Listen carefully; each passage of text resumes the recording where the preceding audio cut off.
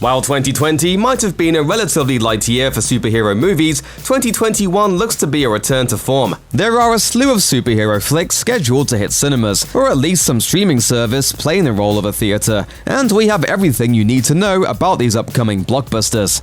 Sony dropped the first trailer for Morbius in January 2020, and it was met with a mixture of confusion and excitement. The 3-minute clip is essentially a mini origin story for lesser-known Marvel anti-hero Dr. Michael Morbius, a brilliant scientist who turns to vampirism after his attempts to cure his red blood disease have mixed results. He gets super strength and hyper speed, but he's also left with, naturally, an overpowering urge to consume blood.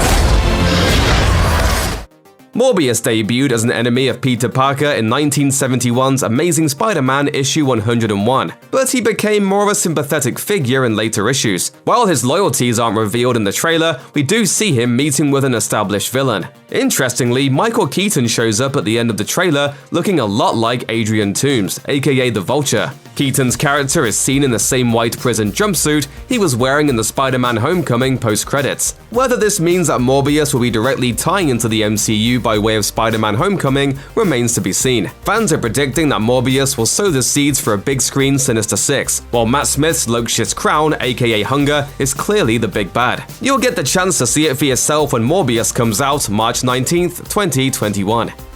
After years of teasing, Marvel finally announced that a standalone Black Widow movie was coming, dropping the news at Comic-Con 2019. By the end of the year, we had our first teaser for the film, a prequel that takes place after the events of Captain America: Civil War. After siding with Steve Rogers during the dispute over the Sokovia Accords, Natasha Romanoff will be operating under the radar in Black Widow, the first entry in Phase 4 of the MCU. Making her MCU debut in Black Widow is Florence Pugh as Yelena Belova, another product of the Red Room, the notorious training facility with which Romanoff clearly hasn't finished business. The trailers have also given us a good look at the movie's big bad, Taskmaster, as well as Romanoff's family from her time in training. Rachel Weisz is playing Melina Vostokov, and David Harbour is a slightly out-of-shape Alexei Shostakov, aka the Red Guardian. He's essentially the Russian Captain America. The next entry in the MCU film franchise will be released May 7th, 2021.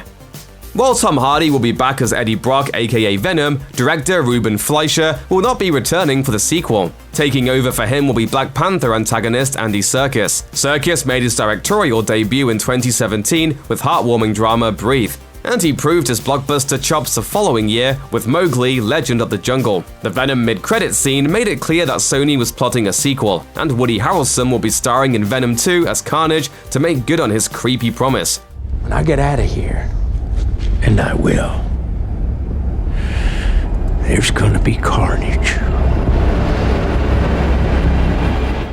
What form that carnage will take, even Harrelson doesn't know. He says he, quote, just rolled the dice on Venom 2 without seeing the script. You'll get a chance to see all the carnage you could want on June 25th, 2021.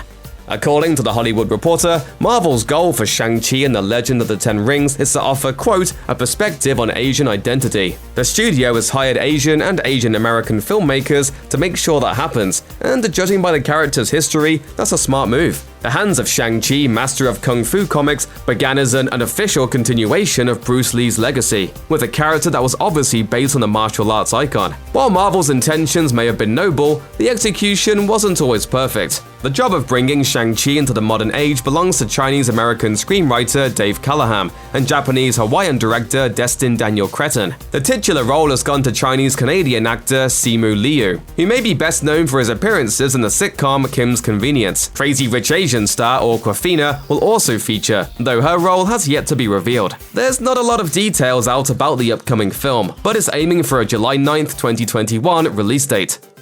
One of the highlights of DC fandom was a roll call for James Gunn's The Suicide Squad, which officially introduced the ensemble cast of the soft reboot. Viola Davis, Joel Kinnaman, Margot Robbie, and Jai Courtney reprise their roles from 2016's Suicide Squad, and they'll be joined by a host of new recruits. The director is clearly excited about his anti-hero team-up flick. He promised that it will be, quote, different from every other superhero movie ever made, and called the filming experience the greatest, most exciting journey of his life to date. The featurette released during DC's fandom revealed that plenty of big action set pieces are in store when the film arrives on August 6th, 2021. But there's a catch. The Suicide Squad will hit theaters and HBO Max at the same time, so you can relax at home and catch the flick, or venture out into the wild and do the same.